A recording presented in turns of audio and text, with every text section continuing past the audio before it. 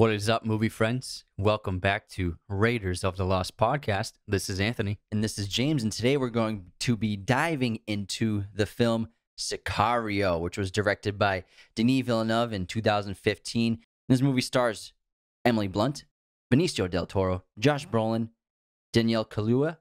It's about an idealistic FBI agent who is enlisted by a government task force to aid in the escalating war against drugs at the border area between the U.S. and Mexico. The best way to support Raiders of the Lost podcast is go to patreon.com/Raiders of the Lost podcast and become a patron today. Members get special perks like personalized videos, personalized messages, and top tier patrons get a monthly shout out on the podcast. This is one of my favorite movies of the year 2015. It's an absolutely stunning, dramatic crime film. Denis Villeneuve is one of our favorite new directors. He's been making movies for the last 10 years or so. And he capped off Prisoners to such acclaim that when it was announced that he was making a crime film about the cartel, I was just giddy with excitement to see it. And we watched this in theaters, and I was absolutely blown away by this movie. It's incredibly heart-pounding. It's thrilling. The action is fantastic. You got Roger Deakins behind the camera, and the acting is top-notch. And I was absolutely blown away by this film. Yeah, I have three words to describe Sicario: intense, violent, and mesmerizing. You can't look away from this movie no matter how intense it becomes, how graphic it becomes, or how disturbing it is. And the cool thing about the opening of this film is we get that like definition. It's kind of like what Tarantino did with Pulp Fiction, with the definition of Pulp Fiction. Mm-hmm. It's generally Sicario means the same thing in Italian and Spanish languages. It's hitman or assassin. And it basically, I think what Villeneuve and screenwriter Taylor Sheridan are doing is they're setting you up for what kind of movie you're about to watch. And that's basically what the whole opening sequence of this film is. And Taylor Sheridan did a great job writing the script, and he's actually an actor turned screenwriter. He also wrote Hell or High Water. Yeah, so he actually, this was his first script, though, which is insane. This is his first script. I think he got a Golden Globe nomination. And then, he did Hell or High Water, which got an Best Academy Award nomination for screenplay and also Best Picture nominee. And then he also did that great film, Wind River, that stars Jeremy Renner, which is a really cool movie. And he also is the creator of the show Yellowstone. So he's actually very active post-acting career, but he's been diving back into acting as well. And I love his films and I love his writing because it always takes place in the American South in some area, except for the Alaska film. And his scripts never take place in cities or urban areas. It's always in rural parts of the country. And I love that aspect to his screenwriting because that's a world you don't often see in big films. Oftentimes places are cities or major urban areas, and so that's a refreshing aspect to his writing that is always seen in all of his films. Yeah, and it reminds me of kind of Cormac McCarthy is an American writer in general for his novels like No Country for Old Men and Blood Meridian. Like Hell or High Water, it's a heist movie, but it's not giant banks they're robbing. These two are robbing small banks in rural areas, so it's more relatable. Yeah, and also like I think All the Pretty Horses is another Cormac novel. All these two writers, Taylor Sheridan, I'm sure Cormac's a massive influence on his life and his career. Writes mostly stories in that South along the border of Mexico and Texas. And also his movies tend to have a Western vibe to them, like a 60s, 70s Western vibe set in contemporary times. And I'm sure this film, obviously it's a movie, it's not a documentary, so I think it's an oversimplification and exaggeration of the issues at the border. I would say that, yes, it's entertaining, but I wouldn't say it's completely accurate from what I've read online in terms of people who live in the Juarez or in the Mexico area or Tijuana, which are, of course, very violent cities, the top murder capitals in the world. But still, I think what they did in this film, which obviously it's Hollywood, is they kind of cherry pick the most intense and dramatic things that have happened in this decades-long war of drugs, and they kind of intertwine all these little things into one cohesive story. Yeah, I did some research, and I read that Juarez, it was like this. It was a very, very dangerous place for a long time, but they've been cleaning it up over the last 2 decades, and I think that for the last 10 years or so, it's been a lot better. It's still obviously a very dangerous place, depending on what part of the city you're in, but it is not quite as dangerous as it is in this movie, because like when they enter Juarez, there's like 3 different instances of violence that they hear or see. And so I think that also, like you said, it's a movie, so obviously the one scene that they're in Juarez, they want to show as much as they can in that little 10-minute moment. So Obviously, they take liberties. The same thing with, like we just talked about, Whiplash. Like, obviously, it's a little extreme and a little dramatic, but that's because it's a movie. Yeah, So it's they're not a creating documentary. conflict. I mean, Mexico is a very beautiful country. It's rich in culture, full of good, hardworking people, but it's impossible to ignore the crime that goes on in this country, like every other country in all these in this crazy world we're living in. And people, they may not understand this, but the Mexican cartel, it does control entire regions of parts of Mexico, and the drug war, it hasn't really gotten much better this century. Of course, there are parts of Mexico where there is a lot of this crime, but again, it's not a war zone like it's depicted in the movie. It's not every part of Mexico is like this. Most of Mexico is, again, normal, hardworking people and rich culture. But if you're involved in the cartel, you live in a war zone. It is wars going on if you're a part of that system. Yeah, and I just want to do a little background on like the city Juarez, because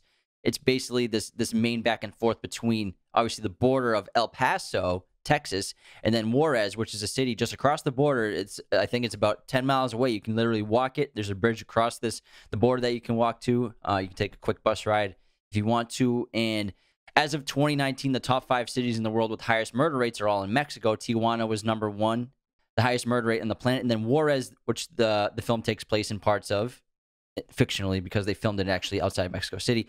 It is the second highest murder rate on the planet. And per 100,000 people, the murder rate is 104.5 and had 1,522 murders in 2019.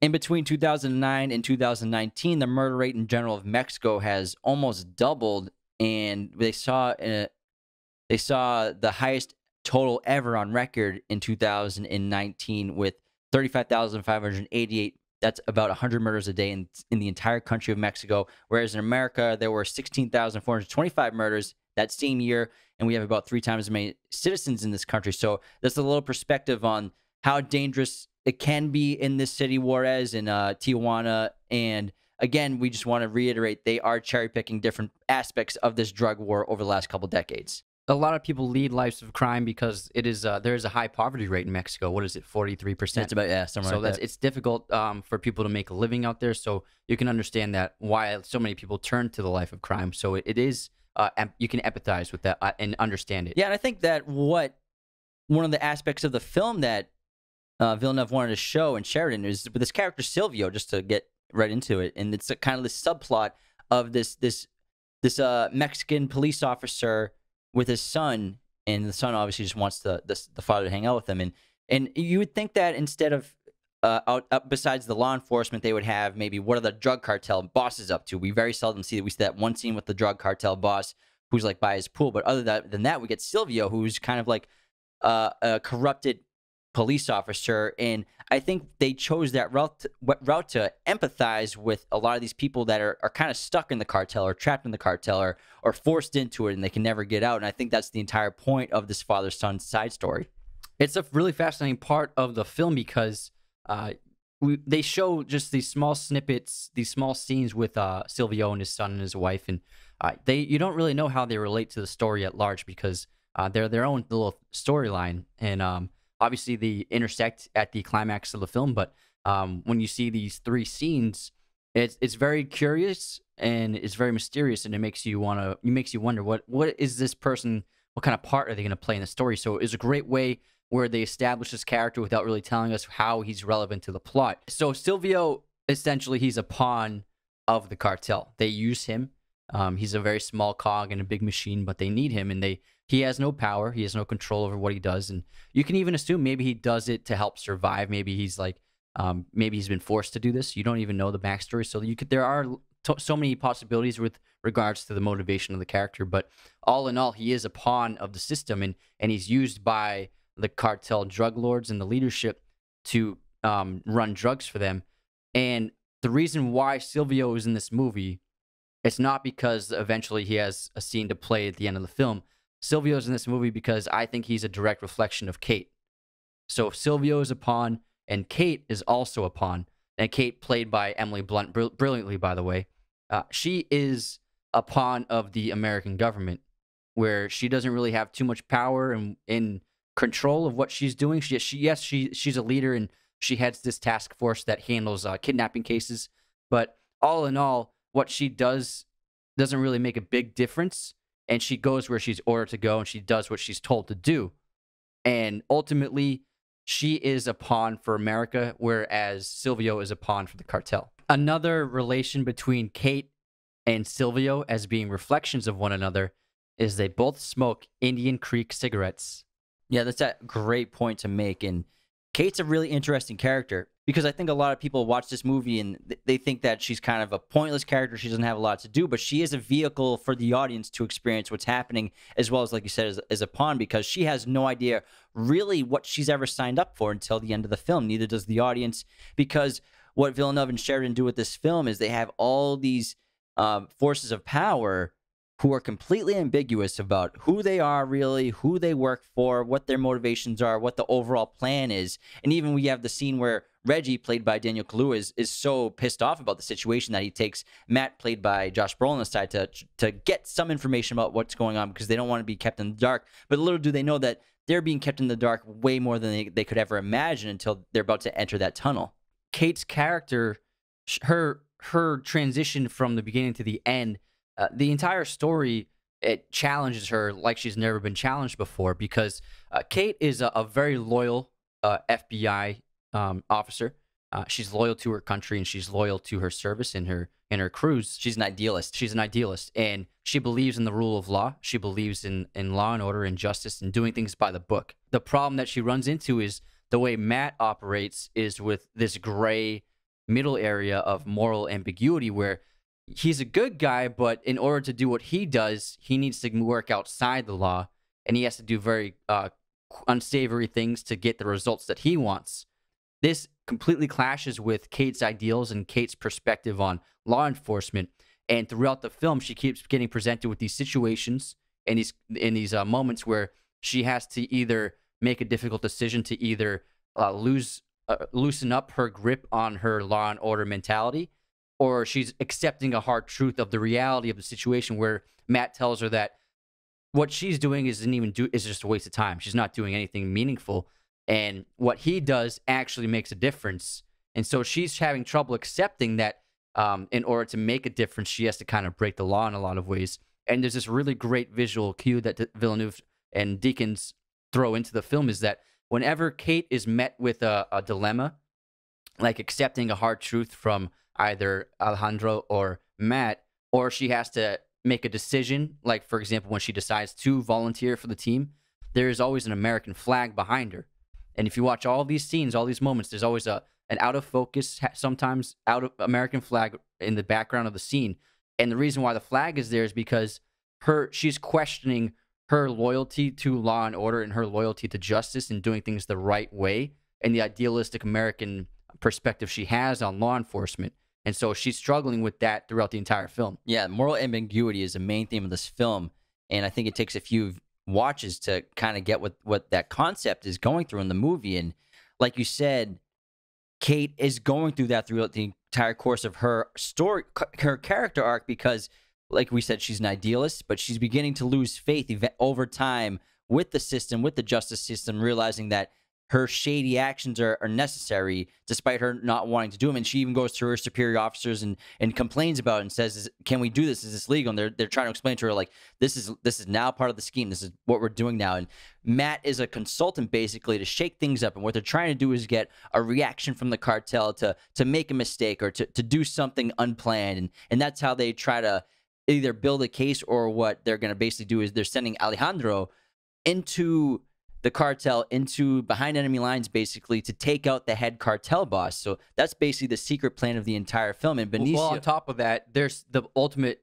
outcome that they want is to they're trying to destroy the rivals of the bigger cartel, because there are multiple cartels warring amongst each other, and the American government, which used to be able to control the one cartel back in the day, they can't control any of these cartels. So their goal is to get rid of the two or three rival cartels, so that only one cartel has power and a monopoly over Mexico, so that America can then have some kind of control over that cartel. Yeah, and that's what the term Medellin refers to. So whenever Alejandro, throughout the movie, throughout the story, he becomes more and more ambiguous, and also he kind of takes on that persona of this line of good versus evil, and he becomes a tool for kind of both sides throughout this film. He basically, we don't know who he works for. Even at the end of the movie, it's like, does he work for the cartel? He works for Colombia. Does he work for the CIA? He works for basically anyone who points him in the direction to kill the head of the cartel because of what happened to his family. Yeah, he has that great interaction with Kate, and he just tells her, "I go where I'm sent,"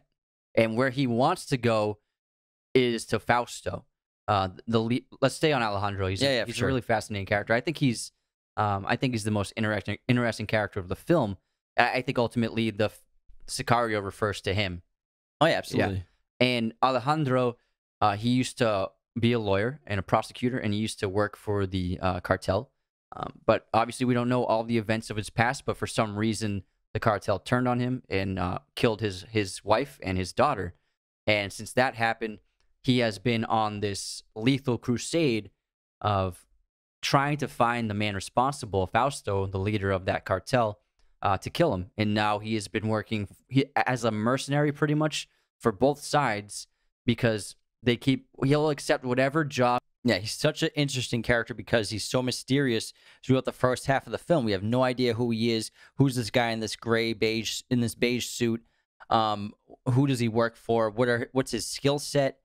He's posed as a mystery for Kate, like up until in that boardroom meeting, but she's kind of fascinated with him, where she's asking questions towards him, like wondering what's he doing. He's like on his phone, not even paying attention during this briefing before their witness extraction or prisoner extraction. And there's actually an opening scene that was filmed and then cut from this movie, which opened the movie with Alejandro. And he's in an interrogation scene where he's drowning a cop underwater in an interrogation room, and then kills the cop, then performs CPR, brings him back to life, only to start the torture back up again to continue the interrogation.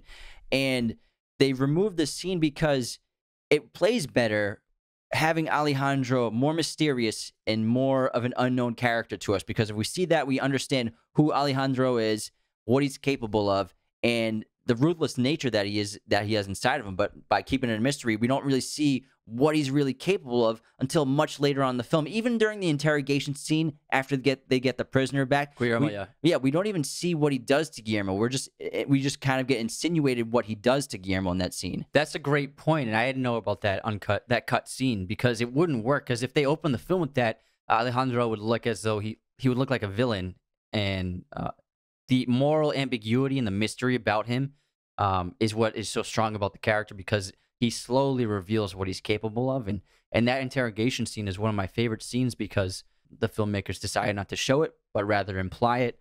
And what happens is he's about to waterboard him. He's about to waterboard him, which is obviously illegal. And that's why they turn the camera off when the other agents leave the room. And it's an amazing way to portray the scene, because so many filmmakers, they would just show him torturing this man. They would show him torturing Guillermo. And, I mean, obviously it probably would have been an intense scene, but we don't have to see it.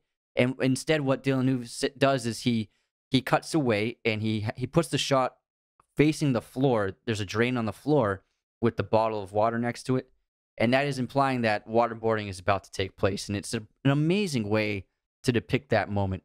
Yeah, I understand that it is a kind of a mystery of what happens in that interrogation room. Obviously, they insinuate that it is a waterboarding incident, but it's also possible to assume that maybe it was some sort of a molestation scene where he does that into the interrogation, where you can think of the way he enters the room and he parses himself in a completely sexually dominant position on top of Guillermo with his crotch right in his face, and he keeps it there.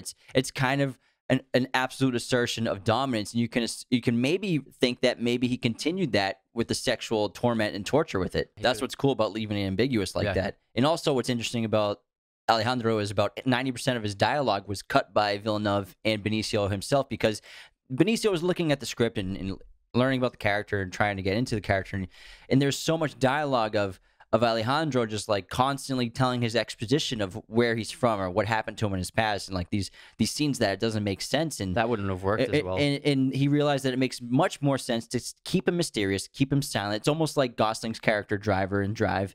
And one of my favorite scenes with Alejandro is when he runs into his buddy, who's like now a suit but still active in the drug war. He seems like a politician of some kind. And it's great because it's right before you think he's just getting water at the bubbler, and this is where he takes the entire jug because he's going to go waterboard Guillermo. And it's a great conversation where we get a little backstory of something happened to Alejandro in his past where his friend says, I'm sorry for what happened to you or what they did to you. So we understand that there's a reason why we should at some point empathize with Alejandro. That's a great point. And Alejandro himself, he has been completely dehumanized from his past, from his experiences, from losing his family, and from the killing he's done and the warfare he's been a part of. And because of this dehumanization, he has reached a point that other people in this film aren't at. And for example, Kate, you could assume she could possibly have the potential to become someone like him and someone like Matt, but ultimately she isn't. And this is where we get that line at the end of the film where Alejandro says that this is a land of wolves and she should leave it because she doesn't belong here. She's a sheep. Because she's a sheep. And what he's saying is that this is going to become an all-out war, and only killers can be in this war if they want to survive. And Kate is not a killer. She's killed, but she's not a murderer, where Alejandro doesn't hesitate before he murders. And this is depicted in that final scene where after Alejandro holds the gun to her head to sign the report confirming that everything they did was legal, he leaves the apartment. And then when he walks out, he's walking away. And then Kate pulls the gun on him, and he just looks at her, and she holds the gun on him for a moment, and she decides not to kill him. And so that's showing that she's not a wolf because she's not willing to do what's necessary to make a real difference. And she's not willing to enter that same moral ambiguity sphere that both Alejandro and Matt are in. So she's not a wolf, but those two men are. Yeah, whereas we know at that point in the film, at the end, we know Alejandro would have no hesitation to blowing her head off and making it seem like a suicide if she didn't sign those documents. And there's a really interesting opening scene with Alejandro where it gives you a glimpse into his character where, you know, he's this very cool, calm, collected, quiet guy, kind of always brooding and thinking. And then on the plane, he falls asleep because, you know, he's can let down his guard on this plane. And he clearly is having a nightmare. And you can imagine that he probably has vicious nightmares every time he goes to bed. And that's probably where the only place he actually feels things anymore is in his nightmares and while he dreams. And he wakes up and Kate wonders what was wrong with him because he's shaken awake. He looks terrified for a second. There's another great line that he says to Kate that shows that her ambiguity, that shows her morals are about to be corrupted. And he says, nothing will make sense to your American ears, and you will doubt everything we do, but you will understand in time. And basically, that's kind of a theme for the entire film where we're dealing with moral ambiguity, good versus evil. Is this justified what's happening? Is it necessary? Does that make it okay? Does that mean it has to happen? And we never really know the answers to those questions. And that's the big difference between Alejandro and Kate, because she has compassion and she has morality and she has humanity still within her, and he's lost all of those things.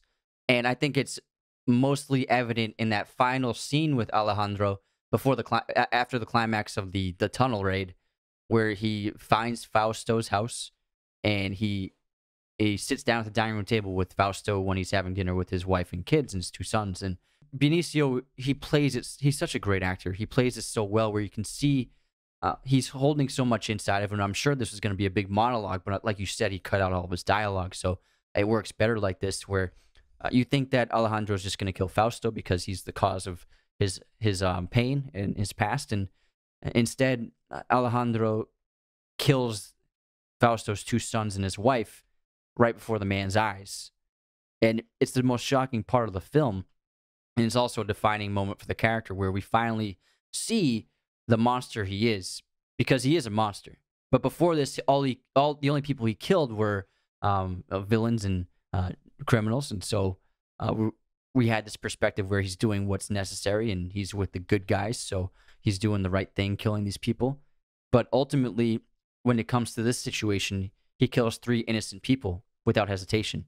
It shows that he's just like Fausto, or he's become like Fausto because of what's been done to him. And he wanted to punish Fausto the way that, by taking his family away from him in front of his very eyes, the way that Alejandro's family was taken away from him. This episode is also sponsored by movieposters.com.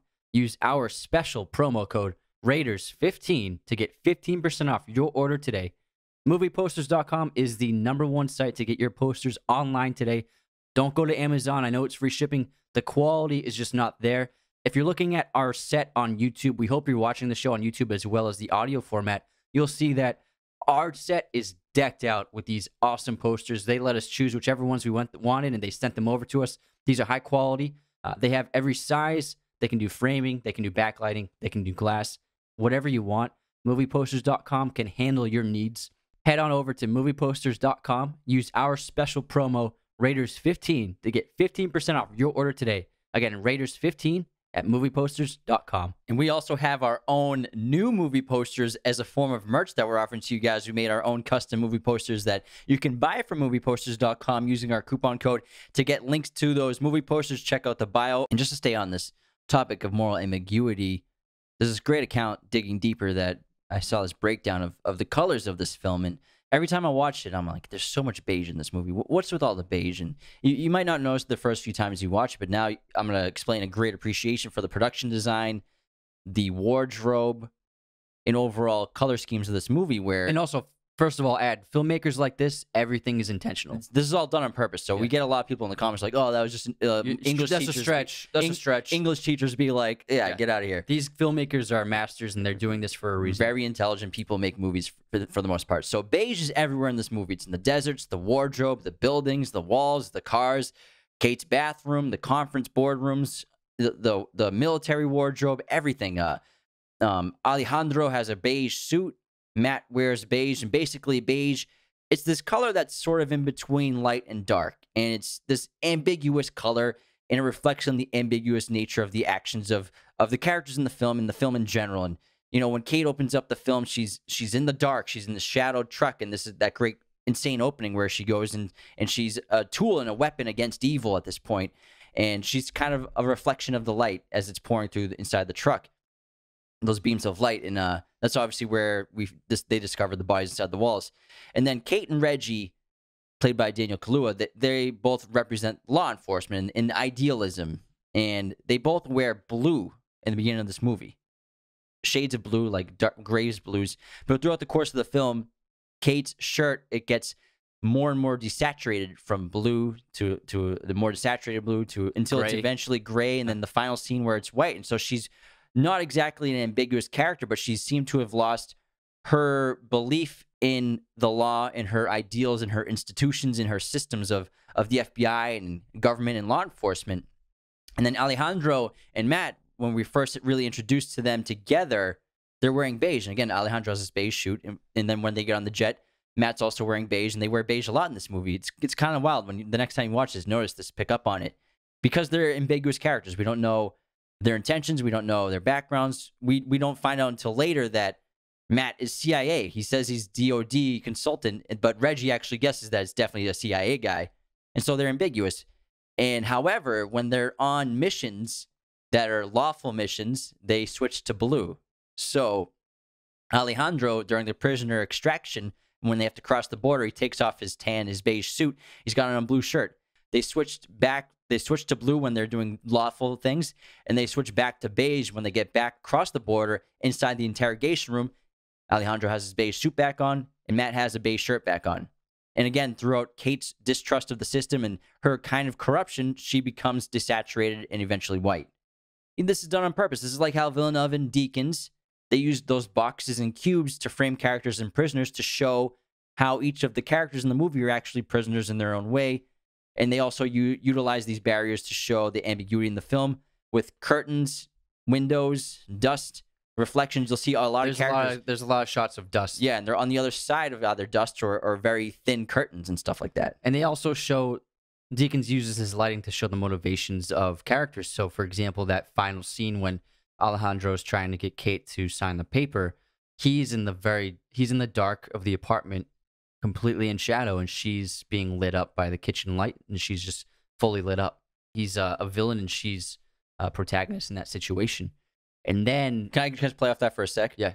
And that's a great shot because it's the culmination of who's good and who's evil. Alejandro at this point we've seen him do so many bad things in the third act of the film that he's now evil. He's the bad, whereas obviously Kate is in the light.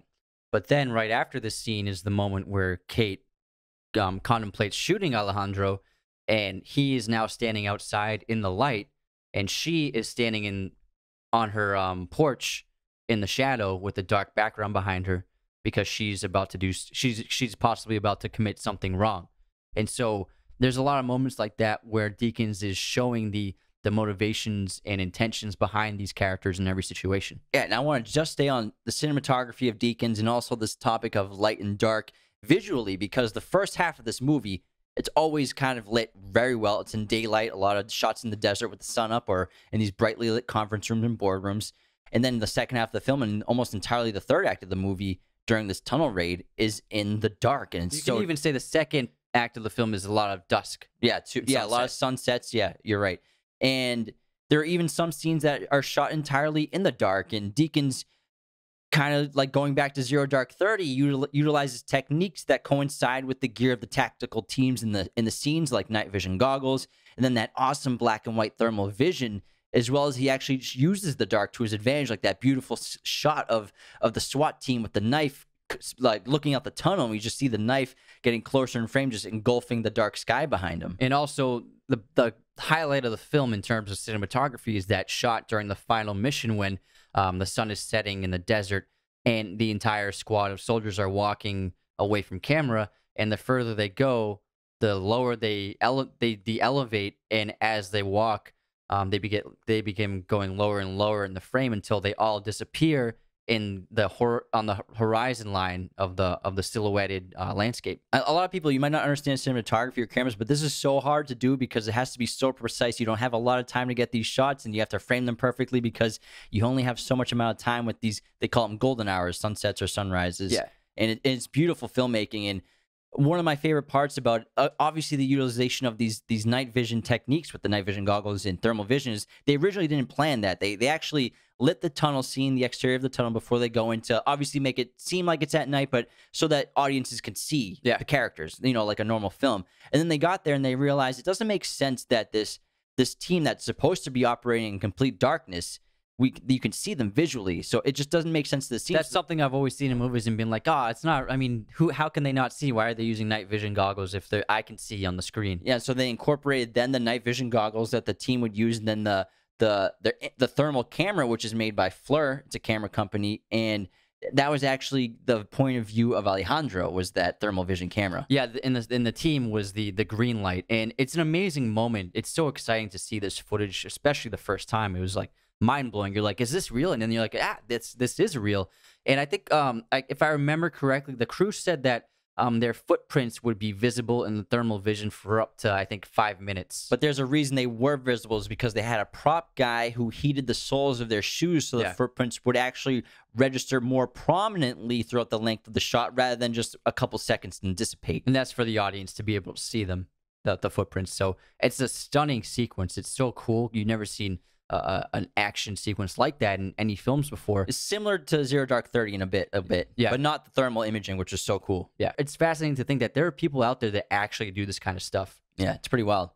And I think Roger Deakins was a necessary hire for this film because although this movie has a lot of scenes of intense violence and it's very graphic at points, it does carry on at a very pensive pace. There are slow paces throughout the storyline.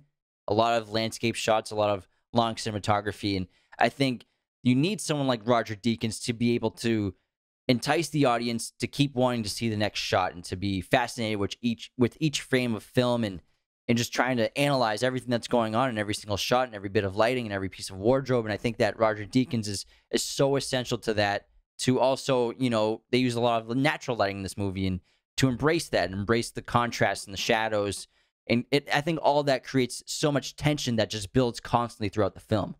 When you look at Denis Villeneuve's other films that don't have Roger Deakins as the cinematographer, you can see what it's lacking and the magic he brings to his films. And I think this movie is an example of why Deakins switched to digital. He stopped shooting film a long time ago. And so he'll shoot sometimes with the Coen brothers because they love film. He'll shoot film with them still, but every other Deakins movie, it's going to be a digital camera, and he likes to use the Alexa. But this movie shows exactly why he likes digital, because it gives you so much latitude and so much scope in terms of what you can capture. Yes, film, I think, is more beautiful looking, and it has richer colors and textures, and I think it's just better quality, but In terms of digital filmmaking, the cameras are able to capture so much more in terms of light. Whereas there are several scenes, and one of my favorite scenes visually is that scene after the border crossing when they get back, and Kate and that other soldier go to the roof, and they look at the firefight in the distance in Juarez, and that entire scene takes place in very dim lighting during dusk, like the sun is like about to set. Your eyes wouldn't be able to see much. Like it does. This is like the thing when we see sunset in real life with our own eyes, when the sun's dying and the entire landscape is blue. It's all blue. Like the red's almost gone. And film cameras, it could have captured this, but everything else besides the sun would have been very dark. And these digital cameras are able to expose everything in such dim lighting where it can capture the sun and the scene and the actors perfectly. And I think that these are things that Roger Deakins had always wanted to do, but had never had the ability to do with film. And now that he has these amazing, incredible digital cinema cameras, he can do things he never did before. Yeah, that's called dynamic range, everybody, where you actually get that detail in the shadows and the darks and the black points of an image, and then you also don't blow out the highs and super brightness of the highs in the picture. And these current digital cameras, what they're using, these cinema cameras, have incredibly high dynamic range, and it gives you the opportunity to capture images like this sure. That's something film just doesn't have, where with film you either have to choose, are we going to expose for the highs or are we going to expose for the lows? Whereas now you can do everything. I mean, new iPhones can do it. It's pretty crazy. And the cinematography, there's a lot of really beautiful shots, just simple symbolic shots. Like early in the film, Kate is washing her hands, or she's in the bathroom. I think this is after she takes the shower, washing the blood off her head from the SWAT raid.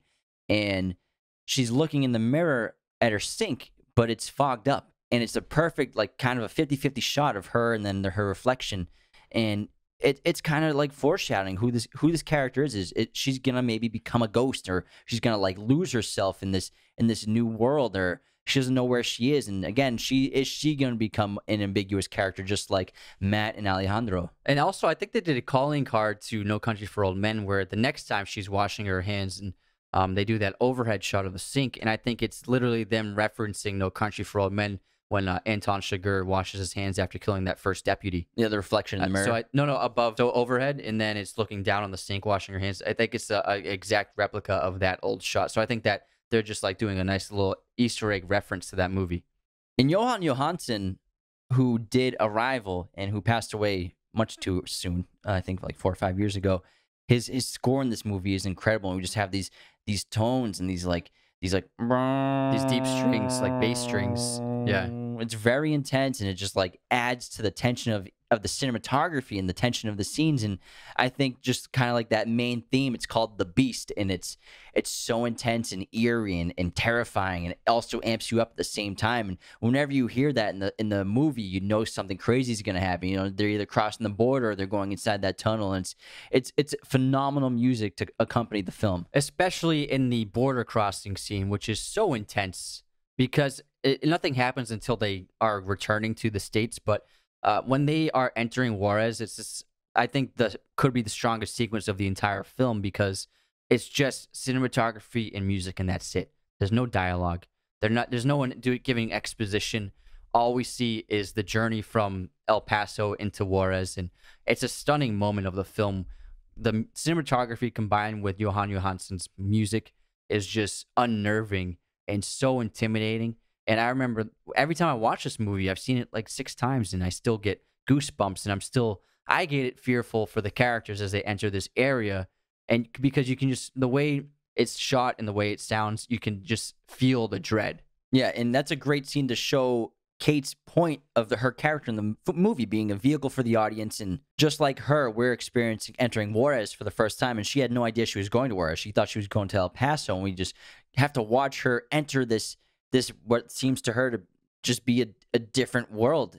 It's a different planet almost, and it's almost like a war zone, and she's exposed to mutilated bodies hanging from a highway, and laissez-faire attitude that the other SWAT men have is disturbing to imagine what they've seen and been through. And Alejandro barely bats an eye at everything what's going on. He even points it out to her, and so this scene just perfectly encapsulates her role in the film. And also, the border scene is the big crisis moment for Kate when she finally understands that what these guys are doing is not operating on the legal grounds. Where it's a great moment in the film when they kill the cartel members on the border during that rush hour traffic jam. Kate realizes that this team that she's with, they aren't doing what she was told they're doing, and this is the first clue to that. Yeah, she's a complete fish out of water, just like we are as we're watching this, and it's taking a toll on her emotionally and physically. And even Reggie makes fun of her about her bra and makes fun of her about her clothing, how she wears the same shirt every day, and her eyebrows are getting bushy. She started smoking again. Yeah, she's gradually starts smoking, and after that shootout, she starts bumming cigarettes from everybody, and then eventually at the end of the film, she's smoking her own packs of cigarettes. She goes through a major transformation in this film, and like you said, she is the surrogate audience member. And also, you can kind of look at her as kind of an antagonist to the film and to the overall intention of this team, because they're trying to do what they're given permission to do by the American government to make a difference, and she, at a couple of points, tries to stop them. And she tells Matt at the end of the op that she's going to talk and tell everyone about what they did. And you can see that she becomes an antagonist to Matt and Alejandro. That's interesting you brought that up, because each time I watch this, the more and more I see it, I'm trying to understand, like, maybe who is the protagonist of the film? Is there even a protagonist? Is it moral Kate? Ambiguity? Is it Alejandro? Is it Matt? Or is Kate is like that constant observer, and she doesn't partake in much of the action. She's usually in the back of the group, back of the pack. And then Alejandro seems like a good person, but then we see him do horrible things. And then Matt seems like he could have been a great politician. He's very charming, but he's also a huge asshole at the same time. And he's taking advantage of people and keeping everybody in the dark. And it's hard to figure out if there even is a protagonist in this story. I don't think there is a protagonist, but I think that they are their own protagonists, and they both. So Matt and Alejandro are a protagonist, and Kate is their antagonist, and vice versa. Kate is a protagonist, and Matt and Alejandro are her antagonist. So I think it goes both ways for them. But there is so much moral ambiguity in the plot of the film and the motivation of the characters that you can't just say this is the good guy and that's the bad guy. And that's the whole point of the movie, is because in these situations, in this pretty basically underground war that's been going on, it's hard to say, is America really the good guy by doing these things? And it's hard to say. Yeah, I mean, that's definitely a good thing you brought that up. I mean, obviously it's a Hollywood film, but in America is portrayed basically as kind of this innocent country above Mexico that never did anything wrong in a way. And they don't really show any of the actions that the United States governments and agencies and things that they've done that have helped. Obviously didn't start the drug war, but if it did or not, but it definitely helped grow the drug war. And remember, Fausto at the end says, "Where do you think we learned it from?" Yeah, and again, I mean, you can find tons of documentaries and read books and do tons of research on all sorts of operations that the United States did with Mexico or with the cartel or getting munitions down there. And so it's tough to watch it. And I think they should have touched on less of the ambiguity of the United States and their role in the drug war with Mexico and the cartel, and maybe be a little more honest, or at least touch on some of the shady things that have taken on. But again, it's a Hollywood movie, and to go back to who the protagonist is, I think they realize they need a hero kind of at the end of the movie. They need someone to stand up on top of the mountain and say they won. And Alejandro is basically that character, as he finishes off the film by single-handedly taking down the main cartel boss. And I think that's just, it wasn't going to go to Kate. It wasn't going to be Kate because of how vulnerable her character became and how she couldn't, like Alejandro says, she's a sheep, not a wolf. And again, I think it's a Hollywood movie and it needs a hero. And if you had to pick a protagonist, it's probably Alejandro. Yeah, in a weird way, in a sick way. Yeah, exactly. Because you know that what he's doing could make a change in the tide of what's happening in terms of the crime and the warfare. And so I would say, yeah, you could consider him the protagonist of the story for sure. But even just to play off that, his motivation to do it is revenge. It's not out of some self-righteous way. And he kills 3 innocent people. Yeah, he kills children. Yeah, he kills children. So it's a complicated movie, and it's a fascinating movie. And I think one of the greatest moments of the film is the ending, literally the final scene, And what happens is Silvio's son and wife, they go to his soccer game. Silvio's been killed by Alejandro. And this soccer game takes place on a field right outside the border. You can see the border in the background. And I think ultimately what this film is depicting, and it's this theme where in America we very much live in relative safety. You know, we live comfortably here. And in other countries, they don't have that luxury, especially countries like this in certain areas. They live in dangerous areas and neighborhoods. And so I think this scene where these children are playing their soccer game, and then out of nowhere, they hear rapid gunfire echoing in the distance. And they stop for a moment. And it's really interesting because nobody panics or runs away. Everyone just looks out into the distance from the direction of the gunfire. A little curiosity, but nothing too extreme. And then, like nothing happened, they just turn back to this game and they start playing again. The ref blows the whistle and the kids start playing soccer again. And I think ultimately what they're saying is that there are people in this world that hearing gunshots is a commonplace for them. And that's not fair. You know what I mean? It is important to respect if you live in a comfortable area to be a little grateful for it. Or try to put yourself in the shoes of somebody who doesn't have it as well off as yourself, and kind of, yeah, like you said, don't take life for granted or what you've been given for granted. And I kind of want to retrace my steps on something I said, where I said that America is kind of just portrayed as an innocent bystander. I think that now thinking about it, John Barenthal's character shows the corruption of the drug war into America, because he's an American cop and he's in Texas and he's kind of like a cowboy, but really he's not a hitman, he's not an assassin. We think he might be, but he's not. He's just he's working for the cartel. He's in over his head, as he explains, and he's trying to get information from Kate. So I think maybe Barenthal is a little taste of the connections and corruptions of the United States in their involvement in the drug war as well. Well, I think Matt is definitely Matt for sure, yeah, of that, because he is someone who carries out illegal ops on behalf of the government. You know what I mean? But they use him as a reaction to the drug war. They don't say that he's part of the source. I adore this movie. I think it got 4 or 5 Oscar nominations. It got cinematography, score, sound editing, and something else I can't remember. But it did not get director, it did not get best picture, it did not get actress, and it did not get supporting actor. And I think it should have gotten nominated for all of those things, and even editing as well. Yeah, how Benicio didn't get nominated blows my mind. Benicio should have won the Oscar for best supporting actor. Instead, he got snubbed. And Emily Blunt is an absolute revelation in this movie.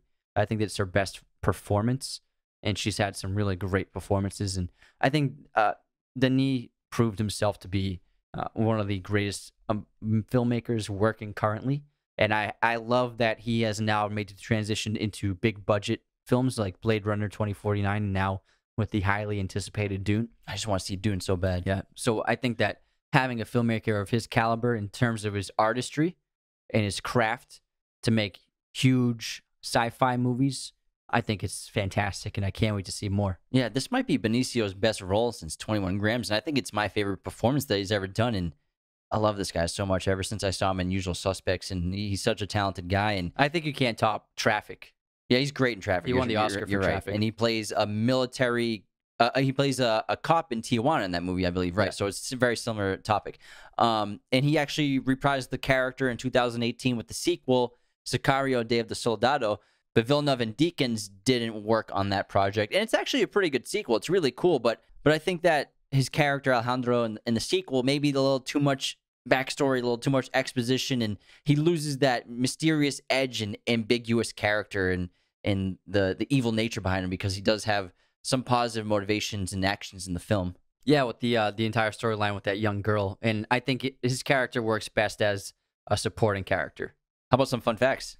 Or you got more? Let's do it. I'm good. Let's do some fun facts. Josh Brolin, Benicio del Toro, Daniel Kaluuya, John Barenthal, Maximilio Hernandez are all part of the Marvel Cinematic Universe, and even Emily Blunt was originally cast as Black Widow, but had to drop out due to scheduling conflicts. Dude, literally in 5 years, everyone will be part of the MCU. Hey, man, every actor. Our Marvel just keeps throwing bags of money. If I was an Oscar-nominated actor and they offered me bags of cash, I'd be like, yeah, sure, I'll be a cat. A cat. Bordering just south of the United States, Juarez is located in the north end of Mexico. However, shooting for the across-the-border scene actually took place on the outskirts of Mexico City in the central region of the country. On certain clips, one can see the name of the municipality, Ciudad Neza, as well as a campaign banner rooting for the mayor elected on the year of filming. And actually, the mayor of Juarez, he led a petition in protest against the film when it was being released because, as you mentioned earlier, and we were talking about at the beginning in the backstory of Mexico and the crime there, there was a time the mayor said that where Juarez was like this, and it was a very dangerous place to live, but it's different. Although the murder rates are higher, it's a much safer place to live and less gang cartel activity. And he wanted to protest the fact that, as we explained earlier in the episode, that the screenwriters and storytellers basically kind of cherry-picked their favorite or most dramatic things that they discovered during research, probably for the drug war of Mexican cartel. That wraps our episode on Sicario. Thank you so much for tuning into this episode. Take care, everyone. Thank you for watching Raiders of the Lost podcast. Hit that subscribe button and notification bell. Listen to the audio format of Raiders of the Lost podcast on Spotify, Apple Podcasts, Google Podcasts, and wherever you listen to podcasts. New episodes every Monday and Thursday. Support us on Patreon at patreon.com/Raiders of the Lost podcast.